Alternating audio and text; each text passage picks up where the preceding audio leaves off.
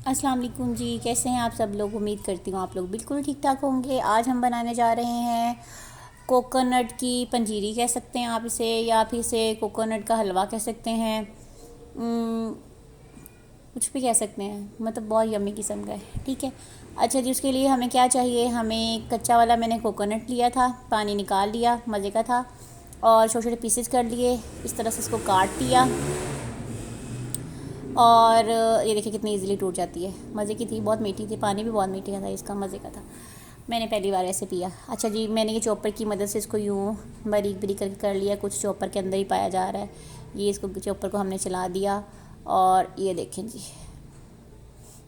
ये बारीक बारीक सा हो गया। बहुत जल्दी पिस जाती है। और अगर आपके पास कच्ची गिरी नहीं है, तो सख्त वाली गिरी है, तो आप क्या करें, उसको रात को भिगो के रख दें, और सुबह तक वो ऐसे की बन जाती है। अच्छा जी, फिर ये मेरे पास कुछ, वैसे तो इसके अंदर ना मेरी सास जो है छुहारे डालती थी, लेकिन मेरे पास छुहारे थे नहीं इस वक्त मौजूद, और बाज़ार जाने का बिल्कुल भी मूड नहीं था। फिर मेरी सास ने मुझे बताया कि आप इसमें खजूरें डाल सकती हैं। तो मैंने खजूरें, आधा किलो खजूरें थी मेरे पास, मैंने उसको धो लिया और काट लिया, और गुठली निकाल ली, और ऊपर ये दूध मैंने रखा हुआ है। तकरीबन दूध है 4 किलो। ठीक है, कोकोनट मैंने कितना लिया, ऑलमोस्ट एक पूरा था वो खोपरा। ठीक है, उसके साथ मेरे पास 2 टुकड़े छोटे छोटे पड़े हुए थे उसके दूसरी सख्त वाली गिरी के। मैंने उसको भी भिगो दिया, तो उसको फिर मैंने कर लिया। अच्छा जी, ये देखें अब। अच्छा जी, ये मैंने इनको काट लिया। अच्छा, ये चॉपर में बिल्कुल भी चॉप नहीं हुई थी, और मेरा हाथ भी कट गया। बहुत ज़्यादा तेज़ छुरी थी, नज़र नहीं आ रहा होगा, रोशनी बहुत पड़ रही है। तो अभी मैं दिखा के लगता छोड़ूंगी। तो जी, ये मैंने इसको छोटा छोटा पीसेस में काट लिया था। तो चॉपर में बिल्कुल भी चॉप नहीं हुई, तो आप भी ट्राई मत करिएगा, हमें आपकी चॉपर तबाह हो जाएगी। सो दूध को जब बॉयल आ जाए, तो मैंने कोकोनट को और खजूर को, दोनों को दूध के अंदर डाल दिया। ठीक है, ये देखें जी। और ये मुझे अम्मी से डांट पड़ी कि मैं इसके अंदर नॉन स्टिकी में क्यों चम्मच बार बार लोहे का ये स्टील वाला चला देती हूँ। हमेशा मैं ऐसे करती हूँ, और हमेशा मैं नॉन स्टिक बर्तन तबाह कर देती हूँ। पता नहीं क्या मेरी गंदी आदत है ये। और फिर उसके बाद मुझे रियलाइज़ हुआ कि नहीं, मुझे ये वाला जो चम्मच है ना नहीं चलाना चाहिए। अच्छा जी, ये देखें, इसको बॉयल आना शुरू हो गया है, और फिर चम्मच, यही लगता है अभी मुझे डांट पड़ी नहीं थी अभी पढ़नी बाकी है। तो फिर मैंने इसमें लकड़ी वाला जो चम्मच है वो चलाना शुरू किया। इस पे बहुत टाइम लग जाता है, बहुत ही ज़्यादा स्लो मोशन का ये काम है। मैं 1 बजे इसको रखा था, और तकरीबन 5:30-6 बजे के करीब जाके मैंने चूल्हा इसका बंद किया था, और फिर कहीं जाके ये बनी थी। ओहो, थक गई मैं। शुक्र है अभी मैंने 10 किलो दूध लेके नहीं स्टार्ट किया था, इरादा मेरा यही था। फिर मैंने सोचा मैंने पहली दफ़ा बनानी है, बेसिकली ये मेरी सास की रेसिपी है। तो फिर मैंने उनसे पूछा कि अम्मी ये कैसे बनाना है, उन्होंने मुझे बताया। तो फिर मैंने कहा चलो थोड़े से दूध के साथ स्टार्ट करती हूँ। फिर ये चम्मच हिलाते जाओ, हिलाते जाओ, हिलाते जाओ, हिलाते जाओ, हिलाते जाओ, और बस हिलाते ही जाओ। ये देखें जी, अब लकड़ी का चम्मच आ गया। इसका मतलब मुझे डांट पड़ चुकी थी इससे पहले। तो अब ये लकड़ी का चम्मच इस्तेमाल किया, हिलाते ही जाओ सारा दिन। बस एक ही इस रिकॉर्डिंग के अंदर आपको सुनाई देगी कि चम्मच ही हिलाते जाओ, और खड़े रहो, खड़े रहो, खड़े रहो, और कोई दूसरा काम नहीं। जिस दिन आपने ये बनाने, उस दिन आपके पास बहुत एक्स्ट्रा वेला टाइम होना चाहिए। जिस दिन आपके पास करने के लिए कोई दूसरा तीसरा काम ना हो, उस दिन आप सिर्फ और सिर्फ ये चप्पू चलाते रहें और इसको सिखाते रहें। इसको बिल्कुल आपने खुश्क तरीन कर लेना है, खुश्क दुनिया का इंसान बन जाए। वैसे तो इंसान ये खा के खुश्क नहीं होता, लेकिन इसको हमने इतना खुश्क कर देना है कि बस सारा दूध इसका ख़त्म हो जाए, बिल्कुल ड्राई हो जाइए।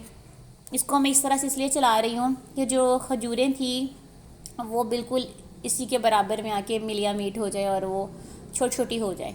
सो इसलिए मैं इसको ज़रा यूँ यूँ करके चला रही हूँ। साथ साथ मैं अपनी बिरयानी भी खा लेती हूँ। अच्छा जी, ये मेरे पास बादाम थे, दूसरा क्या था, पिस्ता था। इनको मैंने चॉपर में चॉप कर लिया। ठीक है, साथ साथ हमने अपने खीर में चप्पू भी चलाते जाना है, वो नहीं छोड़ना आपने। दुनिया के सारे काम इधर उधर।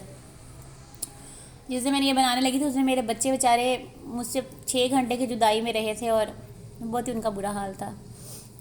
और ये हमने डाल दिया चॉपर में। एक हाथ में कैमरा पकड़ना होता है, एक हाथ में कोई हेल्प के लिए नहीं होता। बहन थी मेरी बेचारी की शादी हो गई और हेल्प मेरी बिल्कुल ख़त्म हो गई। तो ये जी हमने इसमें डाल लिया। हम इसको ग्राइंड कर लेते हैं। शोर शराबे की आवाज़ को हमने इग्नोर कर दिया है।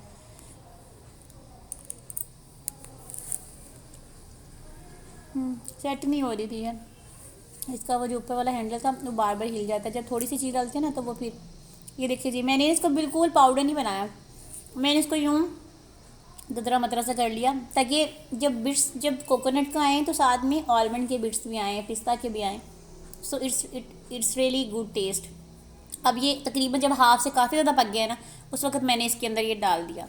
अब वापस हम अपना काम शुरू करते हैं चप्पू हिलाने का। बस चलाते जाएं चलाते जाएं चलाते जाएं एंड चलाते जाएं। कोई दुनिया का काम नहीं था, तो बस चप्पू हिलाना है।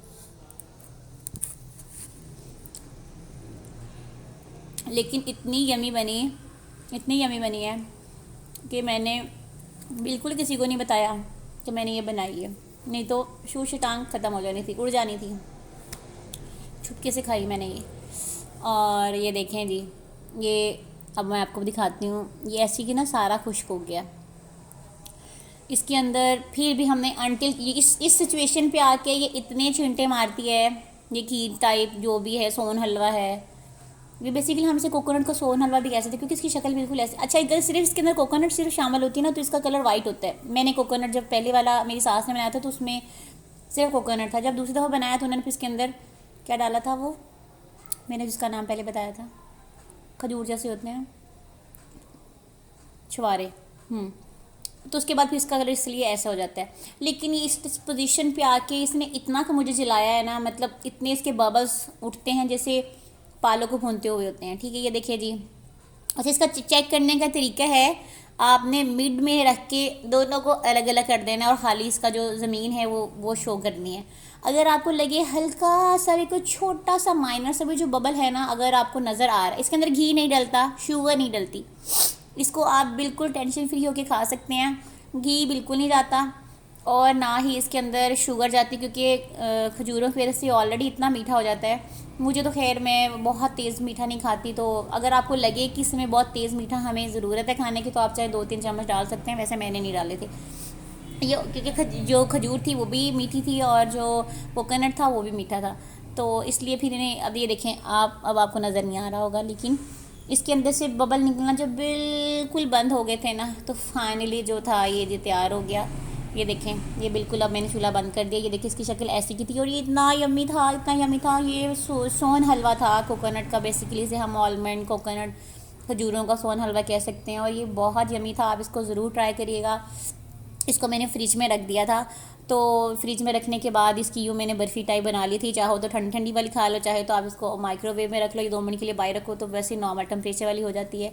आप इसको खाइएगा और मुझे ज़रूर बताइएगा कैसी लगी। तब अगली वीडियो के लिए अल्लाह हाफ़िज़, और मेरे चैनल को सब्सक्राइब करना मत भूलिएगा। अच्छा जी, एक बात मैं आपको बताना भूल गई, वो ये कि ये जो जिनके सर में दर्द होती है, कमर का मसला हो, उनके लिए ये बहुत ही ज़्यादा अच्छी है। आप लोग इसको ज़रूर सर्दियों में बना के खाइएगा।